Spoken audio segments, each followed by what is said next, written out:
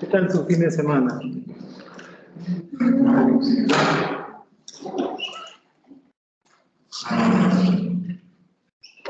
Muy bien, hoy día tenemos una clase. ¿Cuál va a abarcar lo que es el tema de cáncer de páncreas y el cáncer hepático?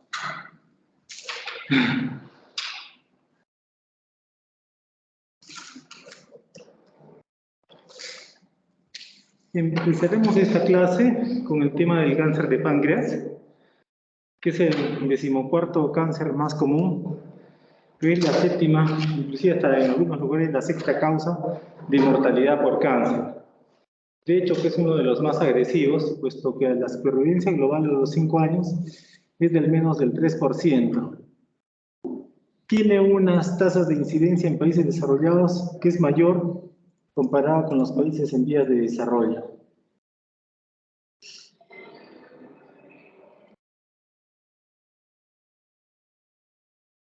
Acá tenemos algunos datos, por ejemplo, en 2012 hubieron 43.000 nuevos casos en Estados Unidos. Aquí en el Perú, el coeficiente de muerte sobre la incidencia es cercano al 1, o sea, la gran mayoría, casi la totalidad fallecen a los 5 años. La incidencia es de 3.9 por 100.000 habitantes por año, la mortalidad de 3.4. Tiene la más baja tasa de sobrevida en cuanto a los cánceres de tubo digestivo, menos del 3% a los 5 años, y corresponde al 5% de todas las muertes por cáncer. Del global de cánceres del tubo digestivo corresponden al cáncer de páncreas el 21%, es raro antes de los 40 años, pero posteriores a los 60 años es la mayor incidencia. Es ligeramente una frecuencia mayor en varones sobre mujer de 1.4 a 1 y en la raza negra.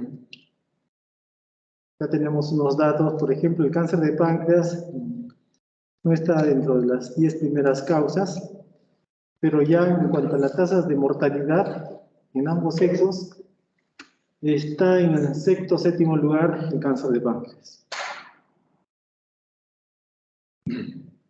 Su tasa de incidencia del año 2016 en Perú es de 4.6 por 100.000 habitantes por año.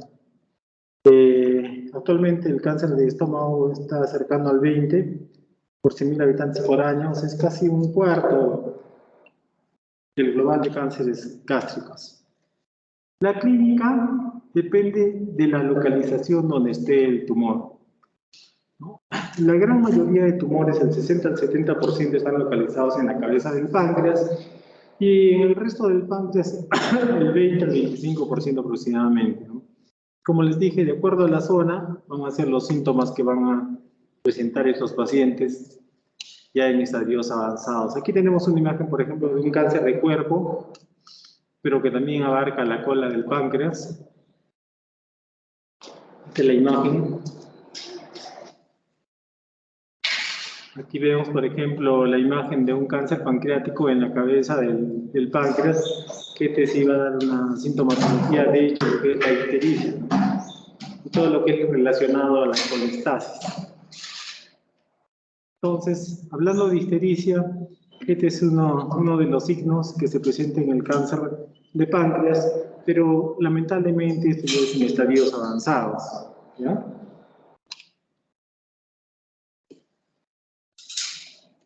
Entonces, como les dije, en el cáncer cefálico es donde se va a presentar la ictericia en un 75% de los casos. Es una ictericia indolora, persistente y progresiva. Hasta el paciente llega a tener un tono negro amelánico, el tipo de ictericia que presenta. Pero si es un carcinoma ocular, no se olviden que la ictericia es intermitente y que puede remitir. Bueno, los pacientes que presentan ictericia van a presentar de hecho prurito, que es muy intenso, y con algunas lesiones cutáneas que van a presentar los pacientes, ¿no? El dolor es otro síntoma importante en el cáncer de páncreas. Es un dolor generalmente en epigastrio, es un dolor paroxístico y muchas veces es un dolor crónico.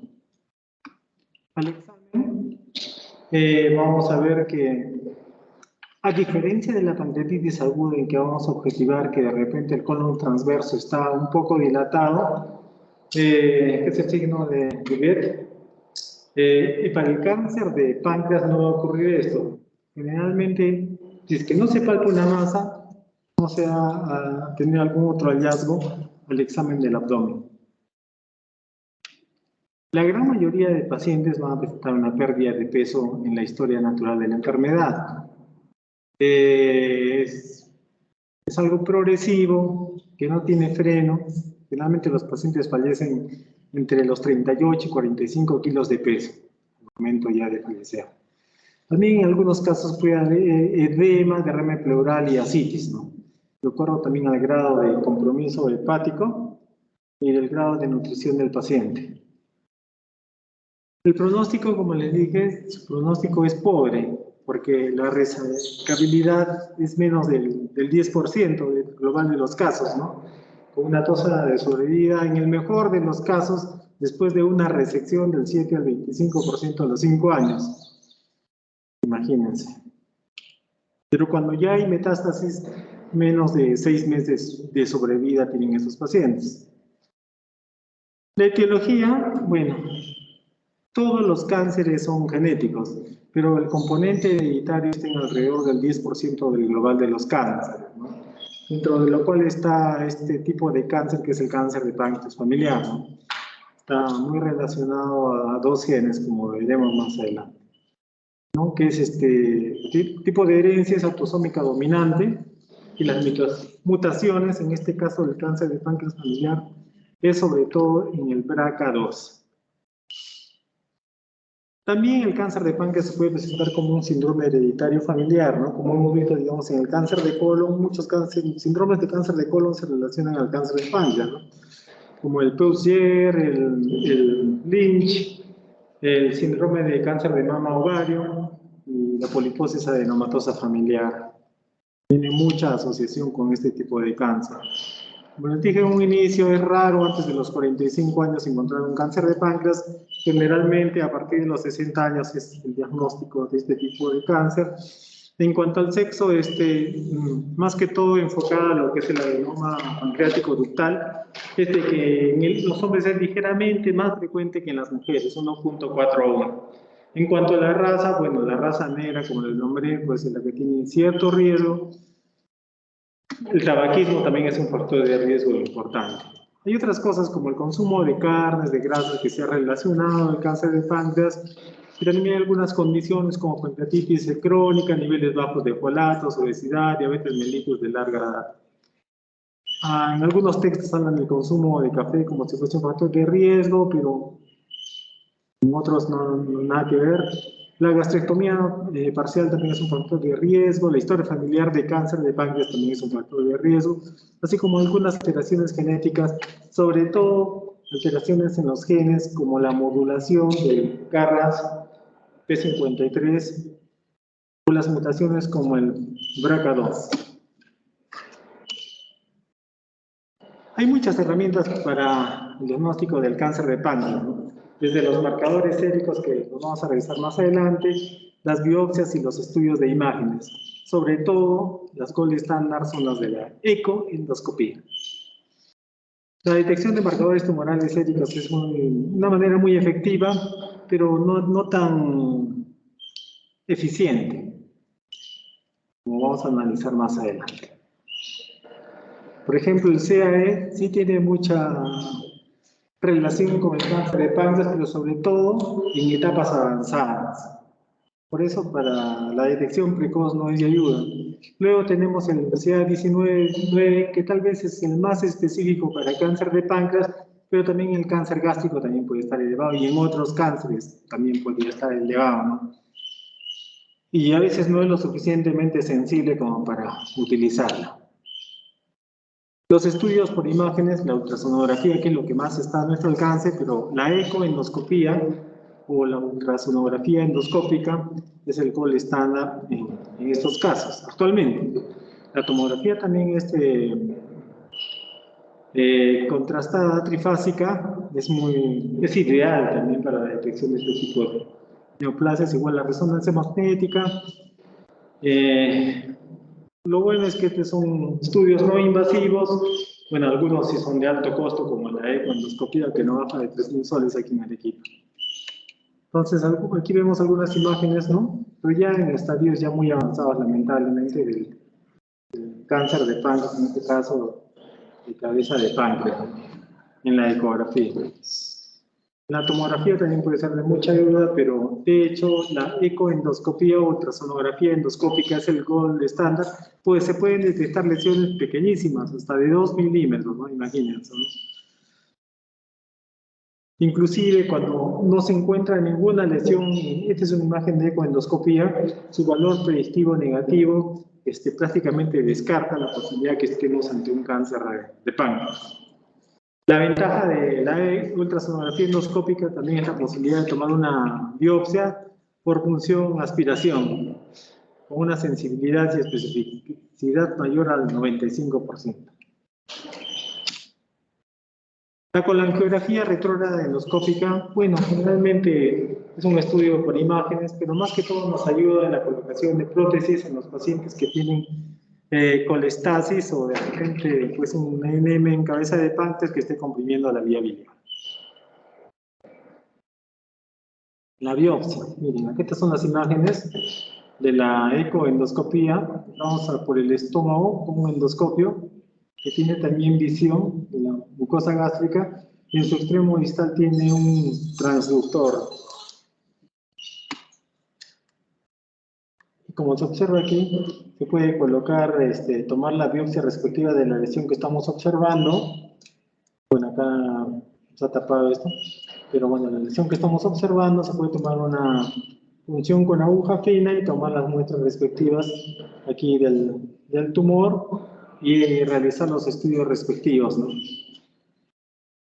¿Qué es la manera de confirmar un cáncer de páncreas? La tomografía helicoidal es muy buena también, sobre todo la trifásica para ver las fases venosa y arterial. Y también se recomienda en algunos casos la combinación de dos estudios, por ejemplo, una tomografía computarizada multicorte con la ultrasonografía endoscópica, que parece ser la mejor estrategia para la estratificación de la enfermedad del cáncer. Muy bien. ¿Quiénes son los grupos de riesgo para la prevención de este cáncer de páncreas? Sobre todo son los familiares de primer a segundo grado de alguien que haya padecido un cáncer de páncreas. Y ahí podemos catalogar los riesgos desde moderado o alto de acuerdo a la cantidad de familiares de primer grado que estén, o segundo grado que estén afectados. Nuestros hermanos son familiares de primer o segundo grado. Primer grado, ¿no? No, los hermanos son de segundo grado. Nuestros únicos familiares de primer grado son nuestros padres y nuestros hijos. Googleen. Es una pregunta en la residencia, en realidad, que los han agarrado a todos. Ya, entonces eso, ¿no? Padres, hijos o, bueno, hermanos, también ver si hay alguien que ha tenido para ver si nuestro riesgo es alto o moderado. También hay el diagnóstico molecular del cáncer de páncreas, ya imagínense, ¿no? Igual que, digamos, el cáncer de colon, los adenomas, ¿se acuerdan, no? De los adenomas tubulares, los tubulovellosos, los vellosos, el adenocarcinoma, los pasos previos. Igual es en el páncreas, pero acá son las famosas, PANIN le llamamos nosotros, o sea, neoplasias intraepiteliales pancreáticas, ¿ya? Considerando estos, pues se determinan tres tipos, ¿no? El PANIN 1, 2 y 3 en la evolución. En cada uno hay un cambio en la estructura, ¿vean?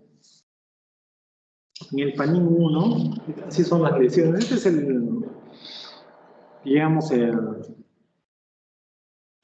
las células epiteliales normales, pero cuando ya se forma el PANIN 1, se empieza a ver ya la deformación de estas células epiteliales del páncreas y con la detección de algunos genes implicados, ya sea por mutación o por modulación, ¿no? Como el KRAS, el ER, etcétera, etcétera, en la evolución. Conforme va evolucionando esta lesión, pasa el PANIN 1 a PANIN B1A, 1B, luego al 2 y luego al PANIN 3, que prácticamente este tipo de lesiones PANIN 3, para algunos patólogos puede ser ya un adenocarcinoma in situ y para otros todavía no ha llegado a ser un adenocarcinoma. Pero para llegar a un PANIN 3 ya muchos genes ya están implicados y de hecho, como en todas las neoplasias, el P53, sobre todo el tema de hipometilación.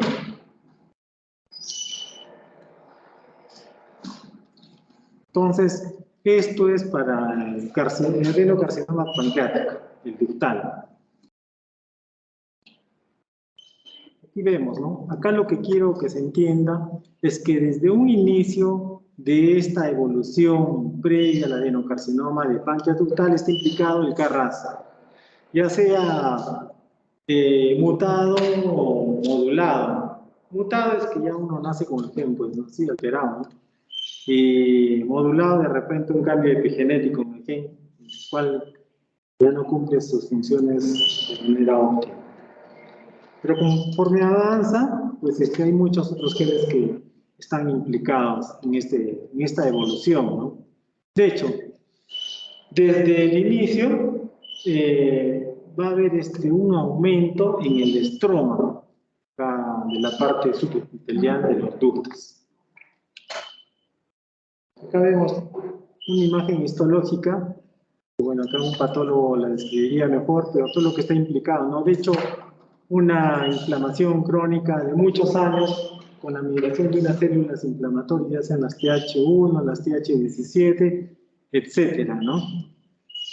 Todas con la única función de crear todo un estroma, todo un microambiente molecular, endogénico adecuado para el desarrollo de esta neoplasia. Entonces, hay dos tipos de cánceres de páncreas principales. Los adenocarcinomas pancreáticos ductales, les dije, y también los mucinosos. En ambos está implicado el KRAS, este gen, pero en casi del global del 90% de los adenocarcinomas ductales pancreáticos está implicado el KRAS, a diferencia de los mucinosos que alrededor del 50% está implicado el KRAS. De igual modo, del global de los cánceres pancreáticos, casi el 80%, inclusive más, son adenocarcinomas ductales y el resto son los mucinosos. Entonces, los genes implicados, pues se les ha puesto dos tipos de colores, ¿no? Acá, como ven los verdecitos, el KRAS y GNAS, son los promotores tumorales u oncogenes, y los otros son los supresores tumorales. Bueno, el KRAS es el gen, de hecho, más estudiado en lo que es el tema del cáncer de páncreas, ¿no? Si digamos, les hacen una pregunta en el examen, ¿cuál es el gen más implicado en el desarrollo del cáncer de páncreas? Es el KRAS. Pero si les preguntan cuál es el gen más implicado en el cáncer pancreático familiar, ya saben cuál es. Entonces, este es un gen pues, que está ubicado en el brazo corto del cromosoma 12. Nuevamente aquí, vemos, ¿no? La evolución, lo mismo que les he dicho, de los PANIN, ¿no? Hacia el adenocarcinoma ductal pancreático. Los genes implicados, ¿no? Pero desde un inicio, nuevamente el KRAS, como en todas las publicaciones, está dado. Pero ¿cómo es la biología del desarrollo del cáncer del páncreas, ¿no? Aquí, bueno, hay que recordar un poco el libro de embriología. Aquí vemos algunas imágenes. Bueno, que va a ser un poquito difícil observarlas, pero para el desarrollo de las células, tanto de los acinos como de los ductos, todas provienen de una sola célula, ¿no? Y generalmente esas células provienen de lo que es la zona del duodeno. Miren, por ejemplo, aquí hay un gen, el COX9, que tiene que ver mucho con la diferenciación sexual en nosotros en la etapa embriológica, ¿no? Por ejemplo, si uno va a ser varoncito, va a ser mujercita, todo eso tiene que ver este gen COX9. Pero este gen está alterado, si lo estudiamos, en la evolución del cáncer pancreático ductal, ¿no? Acá vemos imágenes de inmunohistoquímica donde está implicado este gen.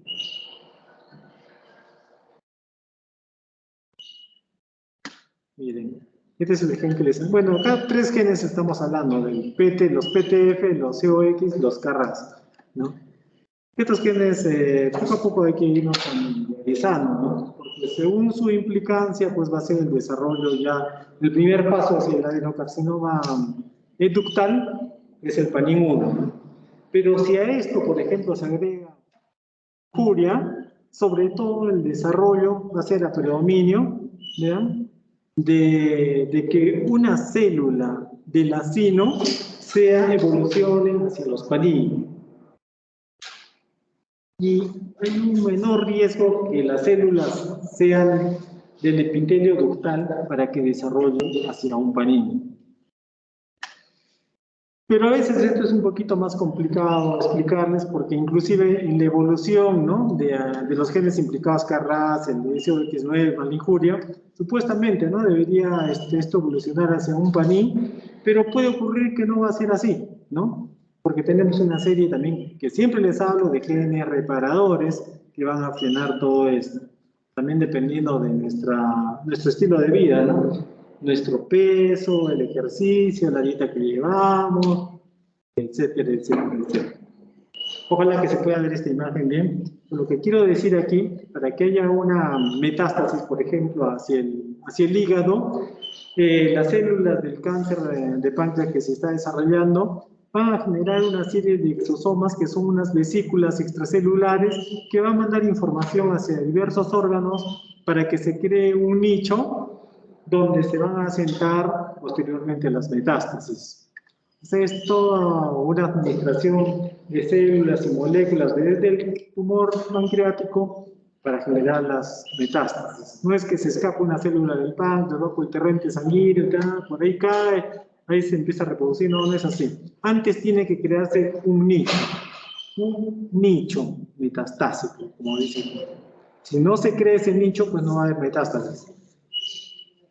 Y también estos exosomas que secretan las células neoplásicas a través de vesículas extracelulares se relacionan con la generación de la angiogénesis, ¿no? Por ejemplo, lo que les estaba hablando, ¿no?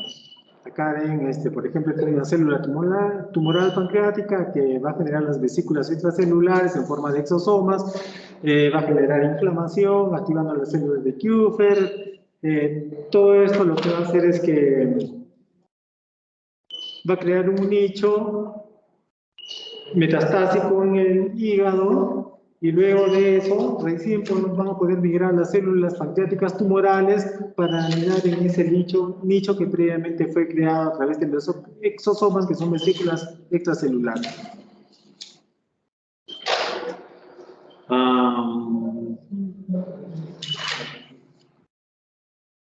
Bueno, es que a veces pensamos que las células tumorales son desordenadas, desorganizadas, pero no. Cada célula tumoral, acá le colocamos diversos colores, tiene una función específica dentro del tumor. Inclusive no solamente las células tumorales tienen una función, sino las células que están en el estroma, que no son tumorales, que son nuestras, normales, pero van a ayudar a que se genere la metástasis en diversos órganos.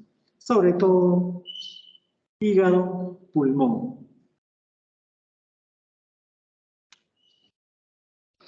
Entonces, nuevamente, desde el 2016 se sigue usando esta clasificación molecular del cáncer pancreático como todos los cánceres que tienen una clasificación molecular, de acuerdo a los genes afectados, de acuerdo a la edad del paciente, de acuerdo al sexo del paciente, de acuerdo a lo que son cambios genéticos o epigenéticos, ¿no? Y se los divide en 4 grandes grupos: el escamoso, el aberrante, el progenitor y el inmunogénico, ¿no?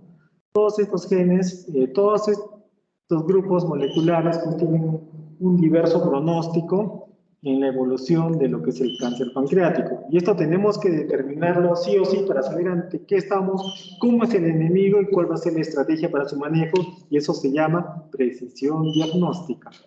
Y cada grupo molecular, la sobrevida, pues es diferente en el tiempo. Por eso es la clasificación, para ver su pronóstico, ¿no? Y bueno, aquí los marcadores, los biomarcadores son muy importantes, ¿no? Como ya les nombré, ¿no? El CA19-9, el CA125, el CAE, pues ser unos biomarcadores sensibles, pero de poca especificidad por lo que es el cáncer de páncreas, ¿no? Igual los metabolitos del mismo tumor, pues son importantes saber para determinar ante qué tipo de tumor estamos, ¿no? Pero aquí viene el tema de la biopsia líquida, ¿no? Una muestra de sangre equivale a una biopsia directa de la lesión tumoral. Inclusive, antes de que esta lesión tumoral se haya afectado, existen de repente algunas células del epitelio ductal ya transformadas en los famosos PANIM que les he dicho, ya puede detectarse mediante la biopsia líquida ante qué evolución estamos, si es un PANIM 1, PANIM 2, PANIM 3, o ya es un adenocarcinoma, ¿no? Miren que la importancia de la biopsia líquida, porque en esta biopsia líquida lo que se va a ubicar son los exosomas. ¿Qué son los exosomas? Los productos de las células tumorales, ¿no? Que están en las famosas vesículas extracelulares, que son las proteínas, DNA, el RNA mensajero, los microRNA. Hay muchos estudios de la biopsia líquida, sobre todo para cáncer de mama, pulmón, páncreas, colon, hígado.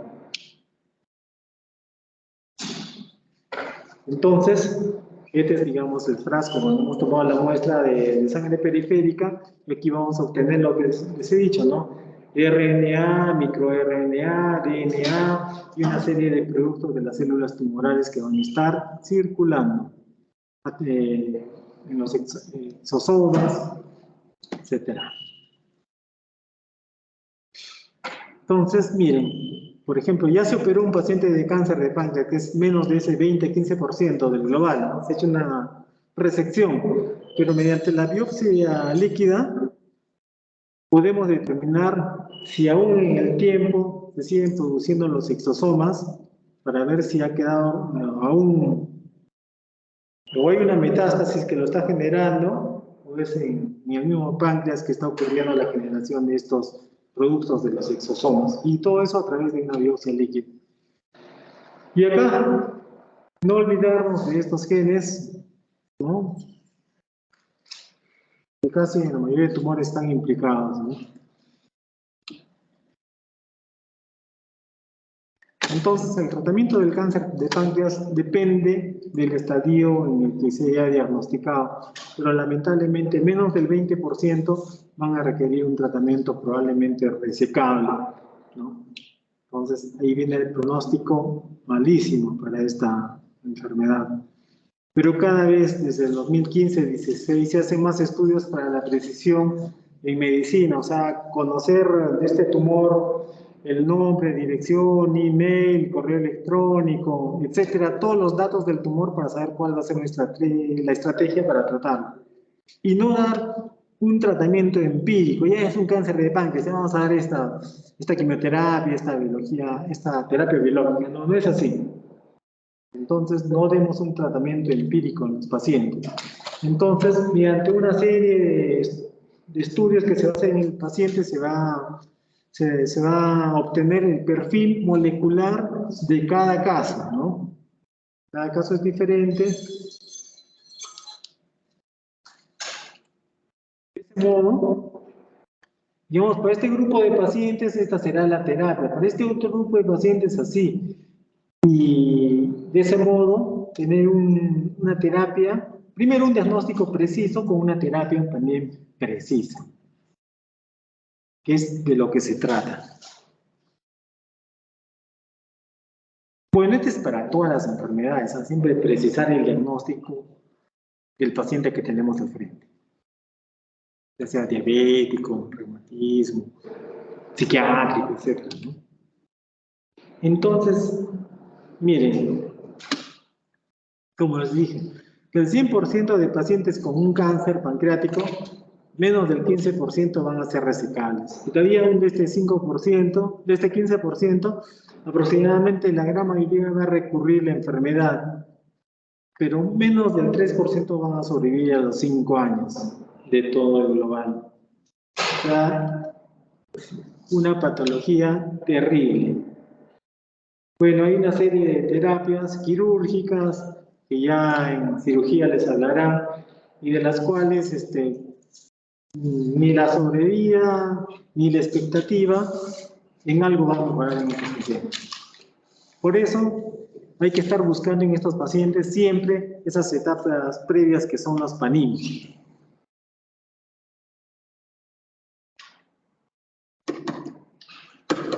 Estás durmiendo, estás cabeceando.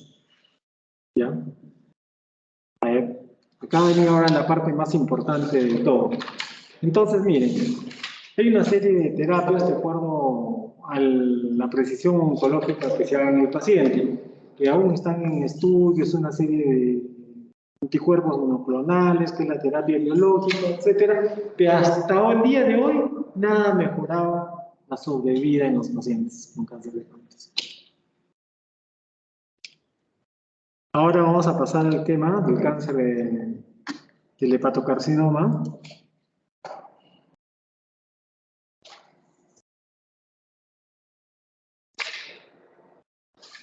Pero a ver, si hubiese alguna pregunta hasta ahora, por favor.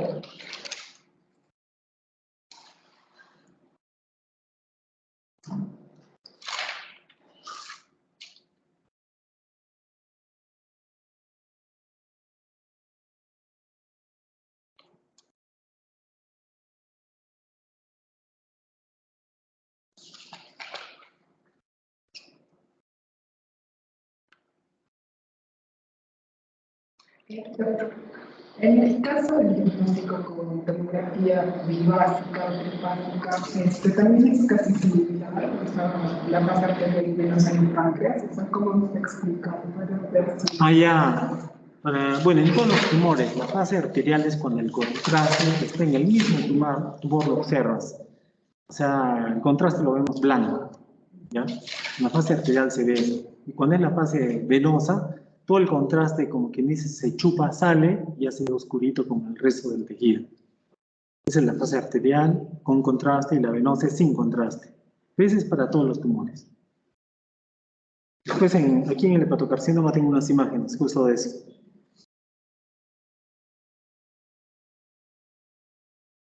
¿No hay preguntas?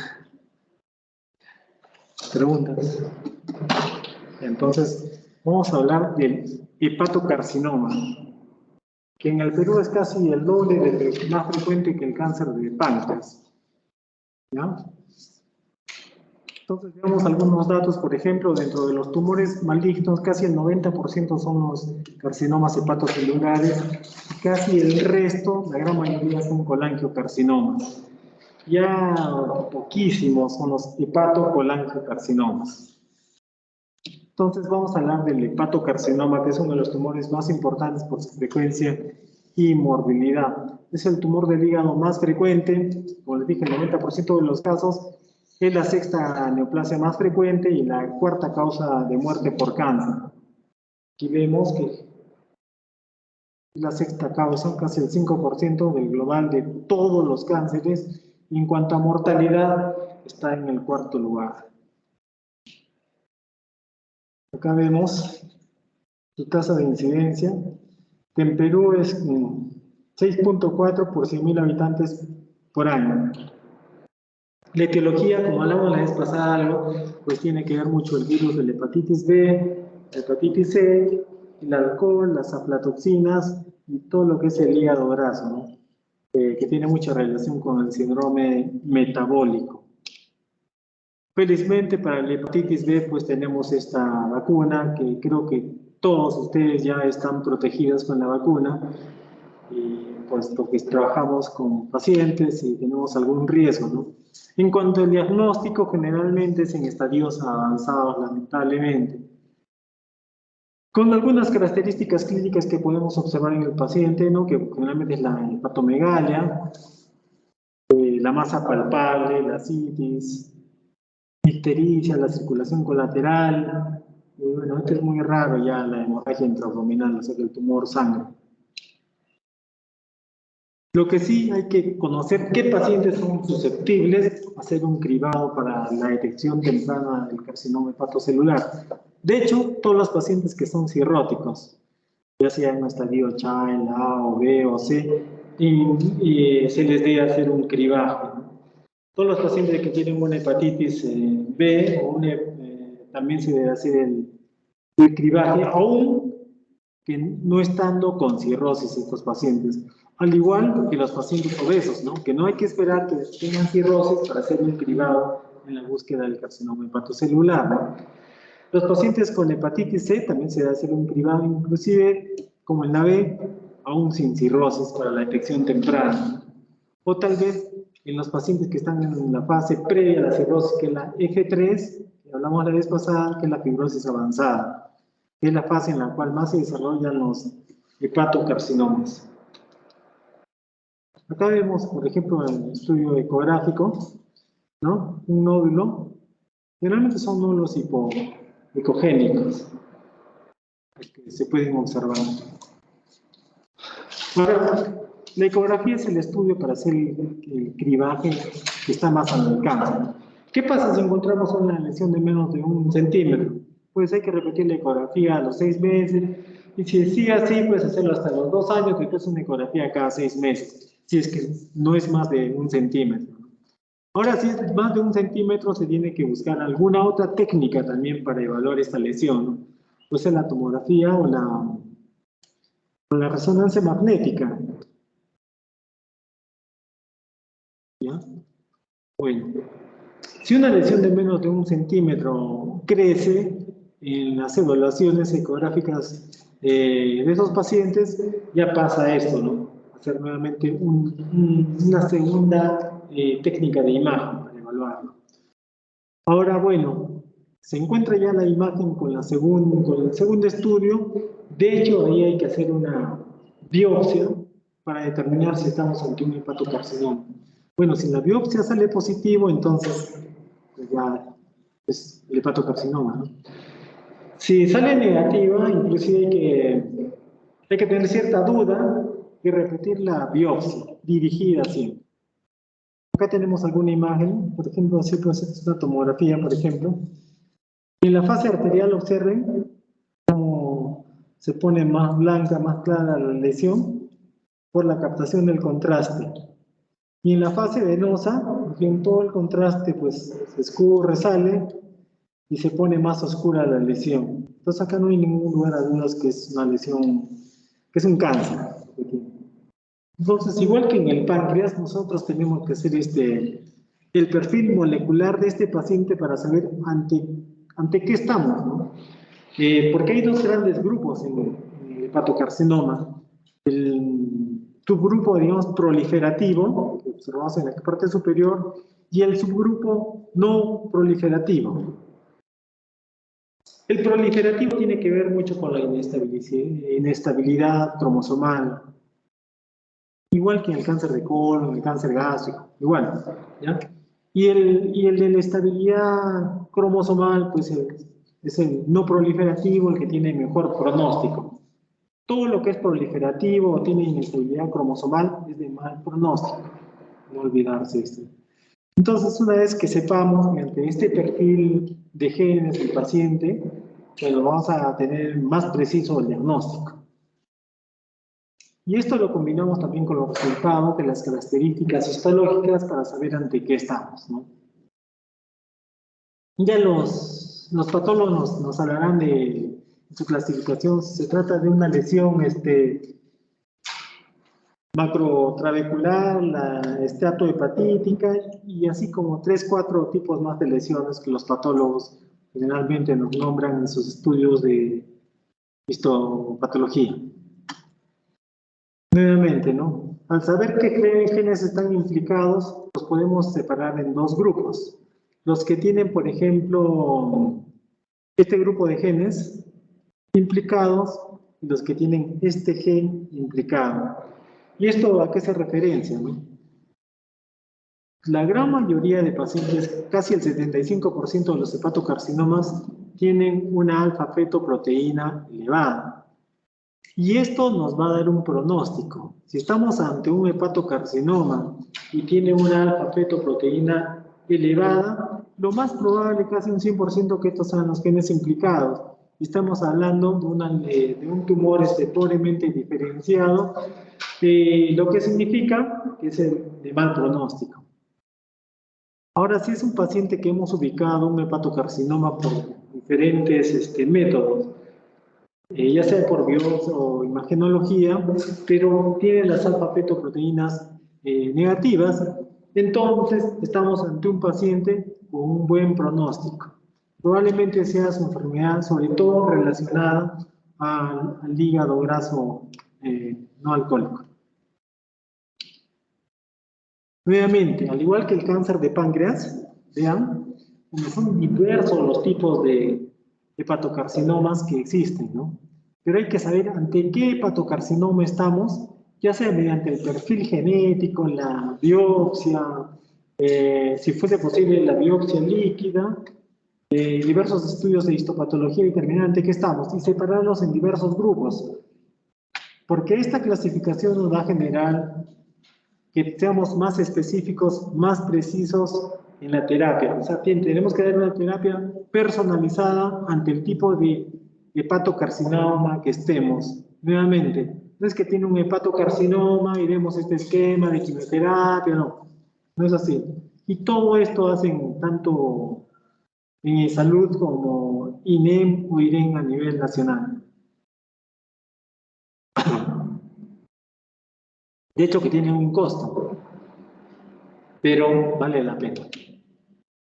Ahora, ¿cómo es el manejo del hepatocarcinoma? Esta es una publicación del año 2000, de este año publicado, sobre cómo es el manejo del hepatocarcinoma. De acuerdo a 5 grupos que se va separando. Este es en base a un consenso de Barcelona. El estadio más temprano es el estadio 0. Entonces, en el estadio A, B, C, D. El estadio 0, para determinar que estamos ante este estadio, puede ser una lesión única, igual o menor a 2 centímetros, donde las funciones hepáticas están al 100% y el estatus de la persona está en un grado 0. O sea, está como nosotros, ¿no? Conscientes, podemos valernos de nosotros mismos. Entonces, estos son candidatos, este primer grupo, a la ablación, ¿no? Y potencialmente también al trasplante hepático. Y en algunos casos a la resección. Y aún así, la sobrevida es de 5 o algo más de años. Al igual que en el estadio A, es el estadio temprano, donde puede haber una sola lesión, tal vez de más de 2 centímetros, o 3 o menos nódulos, cada uno de menos de 3 centímetros. Las funciones hepáticas igual están al 100% y el estatus de la persona está en 0, o sea, totalmente consciente, ¿no? Ellos, además de una ablación, pueden ser candidatos también para una resección, ablación, e inclusive para un trasplante hepático, y aún así su supervida es de 5 o más años. Y es bien difícil que ocurra en estos dos estadios un tratamiento, digamos, incompleto. Pero de ocurrir, digamos, retirar la lesión de manera aparentemente completa, pero hay una recurrencia, lo que se puede hacer es una quimioembolización transarterial o también una radioembolización. Si ocurriese es en el peor de los casos, ¿no? Vámonos a un estadio intermedio, que es el B, estadio B, ¿no? Donde ya las lesiones ya son múltiples, pero aún así las lesiones hepáticas están preservadas y el estado de la persona, estatus, está en 0, ¿no? Entonces, de hecho, en ellos son 3 los caminos, ¿no? O un trasplante, o una quimioembolización transarterial, o tal vez iniciar ya un tratamiento sistémico, ¿no? Igual, la expectativa de vida es más de 2.5 años en este grupo de pacientes. Ahora, ¿qué pasa si, digamos, vamos al estadio C o el D? El estadio C ya es un estadio avanzado, donde ya hay una afectación del estatus de la persona ya en grado 1, grado 2, ¿no?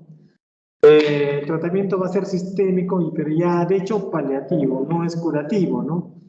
El tratamiento sistémico, ¿en qué consiste? ¿No? Que en alguna de estas drogas usarlas en primera línea, ¿no? De preferencia el sorafenib. Pero si fallara esta primera línea, hay otras posibilidades de uso como el sorafenib, ramucirumab, que son los más conocidos en el mercado acá en Perú. Y al final hay una tercera línea ante el fracaso, selcavosanitiv, que también hay en el mercado recientemente. Pero la sobrevida en estos pacientes es alrededor de los 2 años y con este tratamiento sistémico aumentamos la sobrevida máximo en 6 meses. Cuando ya encontramos un paciente en un estadio D, o sea, terminal, significa que ya está venida a menos las funciones hepáticas, su estatus de persona está en grado 3 o 4, ya no hay nada que hacer y la sobrevida es alrededor de los 3 meses. Entonces, este es el manejo actual del hepatocarcinoma, ¿no? Por eso, vean ustedes las sobrevidas de los pacientes, no es tanto como en el páncreas, tan trágico, pero sí es una enfermedad con alta mortalidad. Ahora, ¿qué pasa, no? Podemos estar evaluando los pacientes que tienen pues, funciones hepáticas al 100%, un estatus de persona en 0 o máximo 1, ¿no? Y se le da una terapia, ya sea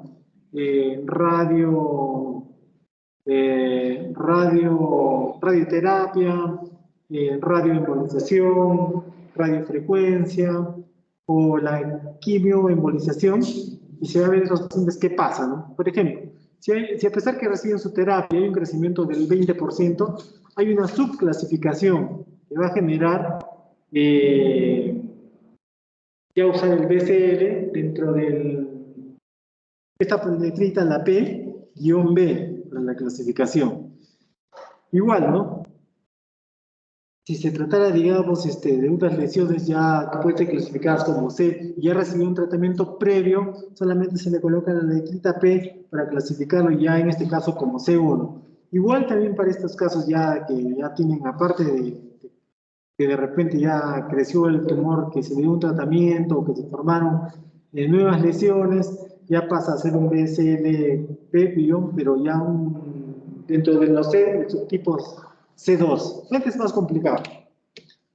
Entonces hablamos del estatus de la persona, ¿no? ¿Cómo está? Esta es la clasificación que se usa, ¿no? La ECO. ECO. ¿Ya? Esto tienen que conocer. Este está bien para todas las enfermedades, ¿no? El ECO, el estatus de la persona, ¿no? Para saber si está completamente activo en el grado 0, sin ningún tipo de restricción, o de repente ya no es capaz de cuidarse de sí mismo, está completamente incapacitado, ya está en éxitus. Éxitus es que ya no se puede hacer nada de nada ante el paciente. El paciente ya terminal, en etapa final. También siempre que conozcan esta clasificación de Child-Pugh, porque esto también se basa en el BCL, el consenso de Barcelona para el manejo de los pacientes. Entonces aquí están una serie de terapias biológicas para el hepatocarcinoma, pero bueno, ahí es marearse. Básense todos en lo que les he mostrado en la imagen del BCLC de Barcelona del 2022. ¿No? Y acá un repaso para entender bien esto del hepatocarcinoma, cómo es su biología molecular. Desde lo más básico, como ven aquí, ¿no? El racimo hepático con tu vena central, ¿no? Y en la periferia sus ductos biliares, arteriales y la vena portal. Con los sinusoides hepáticos, que es por donde va la sangre, ¿no? Del sistema portal, la vena central, ¿no? Sus ductos biliares, ¿no? Que todos se inician dentro de los canalículos biliares, para que lo reconozcan. Y estos tres términos tienen que dominarlos. ¿Qué es un clásico lóbulo hepático? Que es lo que hemos visto con su vena central, ¿no? ¿Qué es un lóbulo portal? Donde los extremos son las venas centrales. ¿Y qué es un acino hepático? Aquí siempre nos agarran en esta imagen. Tenemos que conocerlas todas, ¿ya? ¿Cuál es la importancia, no? Para ver el flujo. Por ejemplo, si queremos ver el flujo venoso, lo ideal es ver el lóbulo hepático clásico, ¿no? Que, como dije, el flujo es de la vena porta hacia la vena central. Ahí no hay ningún problema. Si vemos el flujo, por ejemplo, de la bilis, tenemos que usar el lóbulo portal para imaginarnos ante qué estamos, ¿no? Que es más o menos el drenaje de bilis, como quien dice, desde la zona central, vena central, hacia la triada portal. Un flujo de las flechas. Y ahora si queremos ver cómo es la calidad de oxígeno a nivel de los lóbulos hepáticos, lo mejor es basarnos en el acino hepático, en esta imagen tipo rombo del acino hepático, ¿no? Que la zona mejor oxigenada es la que está entre las triadas portales y la menos oxigenada es la que está hacia la vena central. Como ven aquí, ¿no? En este acino hepático, la mejor zona oxigenada es la zona 1 y la menos oxigenada es la zona 3. Estas zonas hay que conocerlas bien para el desarrollo también del hepatocarcinoma. Y todo lo del hepatocarcinoma empieza como con la inflamación, ¿no? ¿La inflamación en qué se basa? En estas células de hito, o células esteladas, o células estrelladas, o linfocitos hepáticos, que tienen que ver con el desarrollo primero de la fibrosis en la inflamación crónica, y luego de la fibrosis, pues viene la degeneración de todos los hepatocitos, para al final, ya sea por virus, alcohol, aflatoxinas, obesidad general, el hepatocarcinoma. Entonces, veamos acá una imagen de un ducto biliar, por ejemplo, ¿no? Y acá está el canal de Hering, donde se van a generar tanto los hepatocitos o los colangiocitos. Y esta es la zona donde la fibrosis va a generar el hepatocarcinoma, aquí en el canal de Hering. Aquí está el canal de Hering. Aquí están las células hepáticas progenitoras, como les dije, y aquí es donde debe empezar toda la patología oncológica hepática, ya sea hacia la generación del colangiocarcinoma o si no del hepatocarcinoma hacia los hepatocitos. Vean esto, cómo una célula progenitora hepática va a generar un hepatocito o un colangiocito, ¿no? Y este hepatocito puede generar un hepatocarcinoma, pero este hepatocito precursor en su evolución pasa a desarrollar mediante la dediferenciación hacia un hepatocito maduro. Y este hepatocito maduro puede generar una célula tipo colangiocito, pero mediante la transdiferenciación. Y como, si vemos desde un inicio, como un hepatocito al final puede generar un colangiocarcinoma. ¿Ya? Bien loco es este tema. Bueno, aquí les hablaré de este tema que ustedes tienen que ya dominar, ¿no? De las vesículas extracelulares, ¿no? Que pueden ser lo que hemos hablado de las microvesículas, los exosomas o los cuerpos apoptóticos, donde tienen mucha información que pueden ser detectados mediante la biopsia líquida para llegar a tener una biopsia sin tomar muestra de la lesión. Porque aquí en estas vesículas ya van a contener una serie de proteínas, ADN, RNA mensajero, microRNA, que nos va a conllevar a un diagnóstico muy preciso, al igual que los exosomas o que los cuerpos apoptóticos.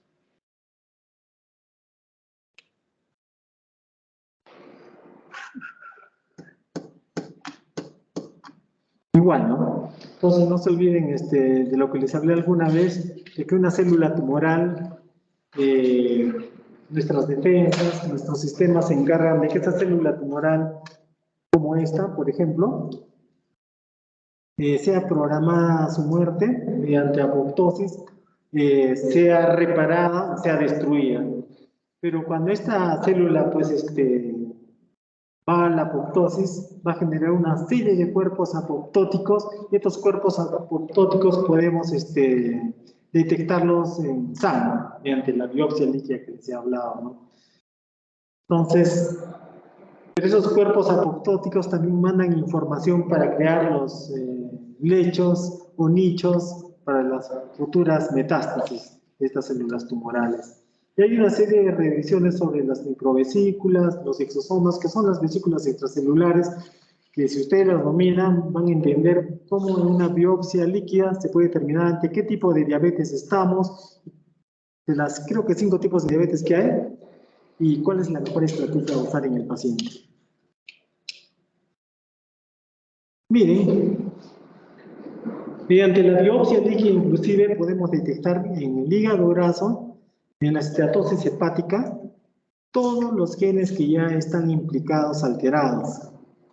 Igual en la enfermedad alcohólica hepática, todos los virus implicados, igual cuando ya estamos en el grado de fibrosis F1, F2, F3, y todo lo relacionado al virus de la hepatitis C, y cuando se trata de un colangiocarcinoma, también todos los genes implicados. Todo esto mediante la biopsia líquida, detectando las vesículas extracelulares.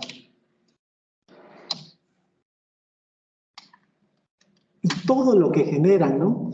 Estos colangiocitos, estos hepatocitos, ¿no? Que pueden ser detectados en sangre. Es una maravilla este tema de las vesículas extracelulares. Muchas gracias. Aquí acabamos todo lo que es gastroenterología de mi parte. Y a ver, preguntas también para los oyentes.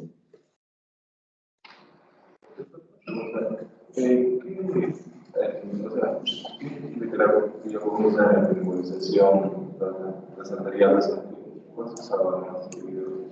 Creo que había leído que el 5 resultado, o el contenido. No, lo ideal es el alcohol puro. El alcohol puro, sí, lo más sencillo. Tiene que ser arterial. O sea, eso quién se encarga, los radiólogos intervencionistas, pero también pueden ser sustancias esclerosantes. Lo ideal es esa arteria, como quien dice, obliterarla, matarla, ¿no? La mata la arteria, entonces esa zona del hígado ya no tiene una irrigación, donde está el tumor, y muere esa zona. Esa es la inmunodepresión. También hay otras terapias, por ejemplo, por radio, ¿no? Un transductor se llega hasta la zona central del tumor, se emite radiofrecuencia, lo quema el tumor, lo mata el tumor, la zona donde está el tumor. También ese es otro método. Lo otro es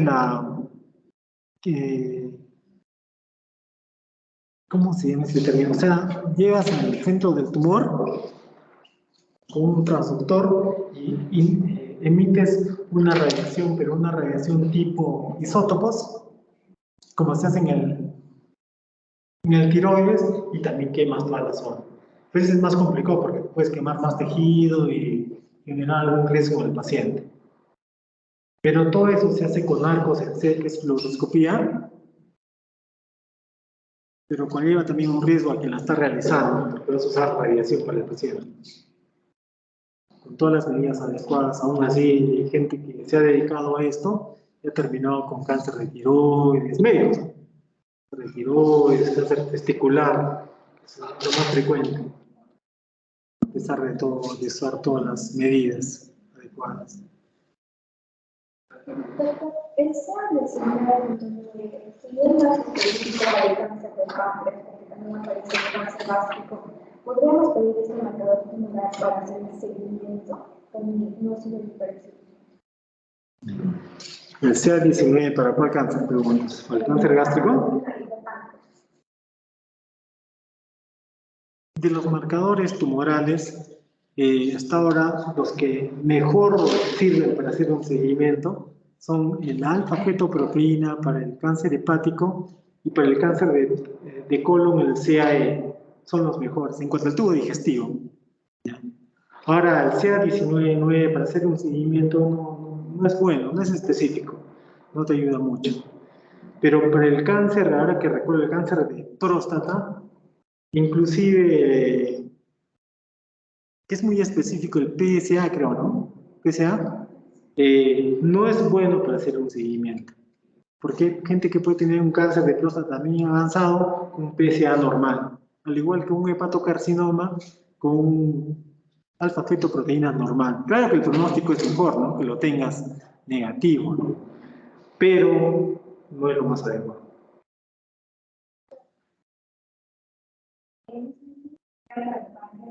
Teníamos grados importantes que trabajar pero para los síndromes hereditarios, que algunos están relacionados con el tipo de cáncer colorectal, sería de acuerdo a los más implicados de acuerdo a ese tipo colorectal o serían tratados con los síndromes hereditarios.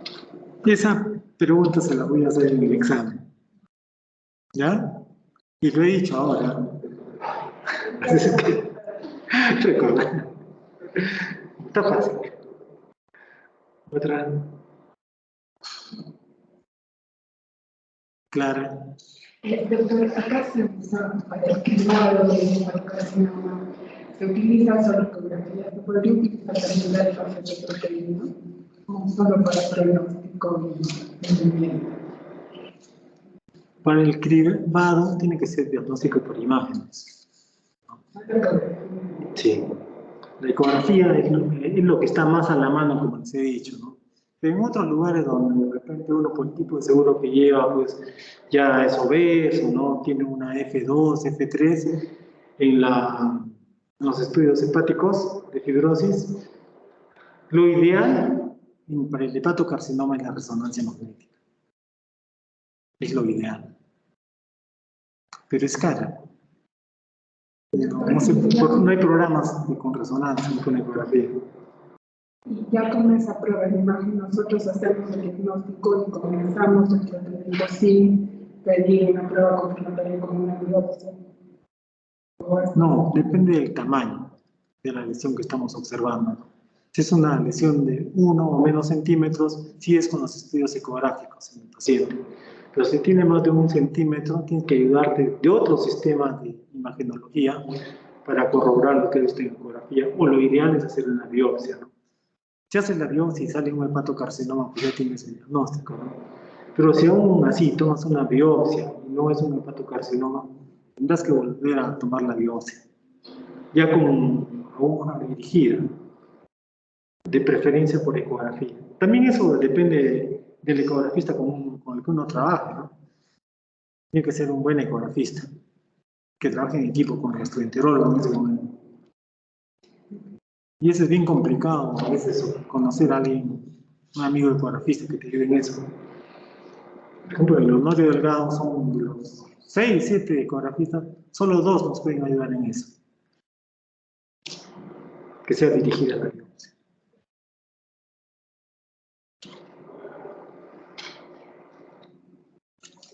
Muy bien.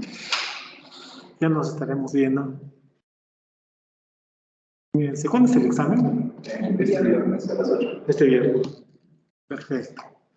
Que les vaya bien en todo, suerte. Ya les he dado una pregunta.